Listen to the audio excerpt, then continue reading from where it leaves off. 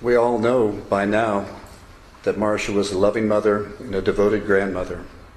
According to my other sister, Maria, Marsha would take much time and thought while planning activities to do with the grandkids during their visits, and she really looked forward to seeing them every time. Marsha always stayed upbeat and tried very hard to maintain her health. We all saw this part of Marsha, but I'd like to take you, excuse me, back to the Marsha you probably did not know. And that's the Marsha in the early days. The first thing she did as a baby was to wrap my father around her little finger. That means she tied him up emotionally. My father really loved this baby girl, and that was returned. Great-grandmother Cowley said there was almost a competition at times for her father's attention. Marsha was evidently a little charmer, and you saw the photos. So, in some of those photos, she looks like a movie star from one of those child periods back then. She had her parents all to herself for 5 years. Then brothers Bill and Greg and Jim showed up, and the balance of power shifted in the household, but very temporarily. We all had nicknames back then, and the boys named Marsha Swampy. So I won't tell you what nickname she had for us, but for us it was Swampy. And actually, as a young girl, and then as a teenage girl, Marsha spun in a whole different orbit than us boys. She liked a song that my brother Jim had made up called, sorry Jim, Ging Gang Gooly Goo.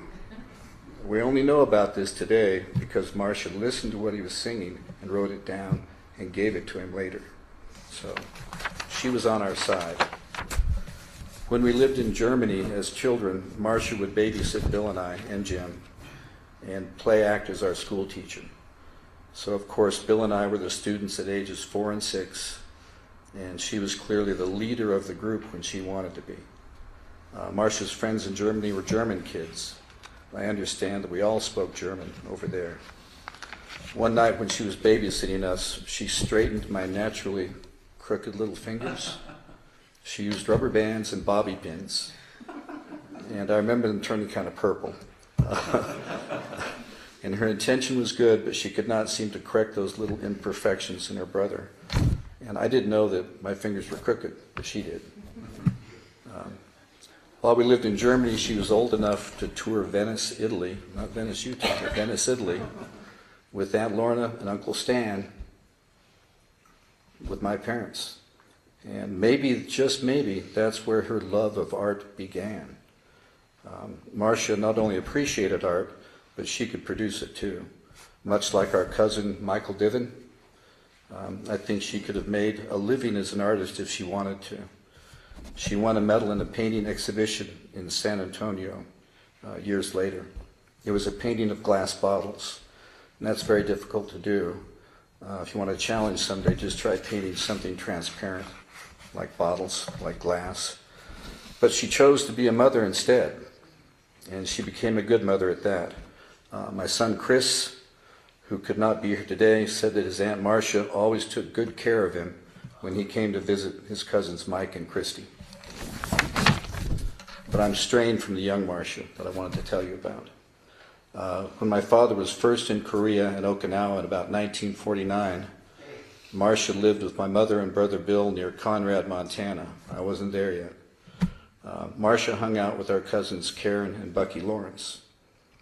And they ran the town. They were called the Three Musketeers in Conrad, Montana at age 6. They would go alone to shows together, and the storekeepers got to know them pretty well, but they couldn't tell Marsha apart from Karen because they looked so much alike. But they ran the town at age 6. Also, as an older child, she once took a log ride down the Madison River. She and my cousin Jackie's here, just so I can share some of the blame here. But they went on a log ride down the Madison River. They were camping with us, and my father was fly fishing out on the Madison, which at that time was a big, fast, cold moving river. And Jackie and Marsha saw a large log coming downstream. And they grabbed this log and jumped onto it and were riding this log And of course, logs doing what they do, it went out into the deep water and the fast water. And there was a fisherman downstream, saw him coming, and reached out and grabbed the log and pulled him into shore. And so Marsha and Jackie could be pretty spontaneous, if not always cautious. Marsha also ate candy bars in a pup tent with a friend, Linda Lee, near Bowman Lake in Montana. This was after a ranger had warned us that day that there was a grizzly bear who was coming into camp and raiding trash cans looking for food and said, "Don't have anything in your tents." Well, they did. And sure enough, that grizzly bear came back that night. But my grandmother Lawrence had gathered all the boots in camp and had them all stacked outside the front of this wall tent we had. And when the bear came back, she stepped out and threw these boots at the bear. Of course, the bear didn't know it was coming from, just knew he was getting pummeled by boots. And the bear took off. So she scared the bear away. So Marsha was sometimes a little disobedient too, a real normal kid, in other words. And she helped initiate some of the family stories that will obviously be told into the future, and probably even after this occasion. Marsha went to high school in El Paso, Texas, and then in Washington, D.C. she graduated. She had a friend in El Paso named Bonnie. And I remember as a kid, I was probably 8, she was about 15, that I always wondered what she and Bonnie were cracking up about. They would laugh so hard there would be tears rolling down their cheeks. And I thought it must be fun or silly to be a teenage girl. I wasn't sure which. But Marsha enjoyed herself. They listened to 45 RPM records. For the younger crowd here, that's like a CD, except more ancient. Okay? She really liked Johnny Mathis. And like I said, she was an artist. I found an LP, and again for the kids, that's like a real big CD, but primitive. But I was able to digitize that and burn it to a CD for Marsha, and that was about 10 years ago. And she really enjoyed hearing Johnny Mathis again. And if you want to hear some of Marsha's favorite music that she enjoyed, check out the early Johnny Mathis. As my daughter would say, for reals. Check it out. Marsha attended BYU after she graduated from high school, and she rode a bus with other BYU students from Virginia all the way to Provo, Utah. And they had a Sunday ride that they were taking cross country, and so they blessed and passed popcorn for sacrament. And I guess you used what you had, at the time. But Bill remembered that and told me that story. I don't think they've done that since. But Marsha was also home a lot in her college years, and we lived on military bases because my dad was Army. And so all the young LDS military men were invited to the house for dinner on Sunday, and Marsha did not go unnoticed. We think that may be why some of them were there, besides the good food and the camaraderie. While we lived in San Antonio, Marsha's art talent took off. She attended San Antonio College and took art classes. Our house smelled like oil paints many days. And Bill, my brother, and I recently made sure to save any pictures she had painted and placed at my mother's house when she had moved there. Family members should now have those paintings.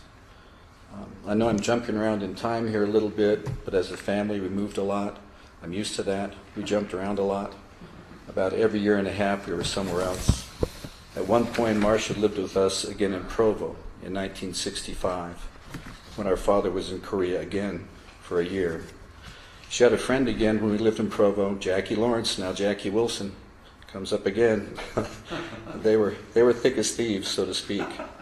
Yes, that's the same Jackie that rode the river log with her. They ruled the house again, just like in Germany when she ruled the house. And the boys were literally relegated to the basement. That's where we lived. Jackie and Marsha had a lot of fun together. They ate some very strange banana, peanut butter, and other things mushed together. I wouldn't eat it. I don't know what it was, but they enjoyed themselves. It was about this time in Provo that one of those military men from Virginia reappeared, and because he lived nearby. Soon Marsha's married life with Nolan was well underway, and she was quite a catch, and this is the family we have here today. My brother Bill recalls staying on their couch in Provo. It's called couch surfing nowadays. For those. And just before his mission, he stayed with them for a while. I recall babysitting Christy on that same couch in that trailer in Provo. So those are the young and sometimes goofy years for Marsha, and I hope you have a better feeling for who she was back then. She was silly, she was witty, sometimes willful, bright, and artistic. Mary Cowley notes that her wit was just as sharp later, especially when she was with us brothers, goofing off again. So Mary also noted that recently Marsha looked and acted younger than she really was, and that she presented herself well. One more story from the recent past, though, and understand the family members will give stories from the current times and from their family life with her. Our cousin Kenny Lawrence and his wife Linda went for a hike with the now adult Marsha in the nearby Utah desert, and Marsha would say, "Look at this." And Ken said she would pick up a weed or a stick or a flower, whatever. And when they got back to the house, Marsha put these together into a beautiful flower arrangement. Ken was amazed. He didn't know she could do that. So that was Marsha. She would see the beauty in little things. She would persevere, and she made art out of life.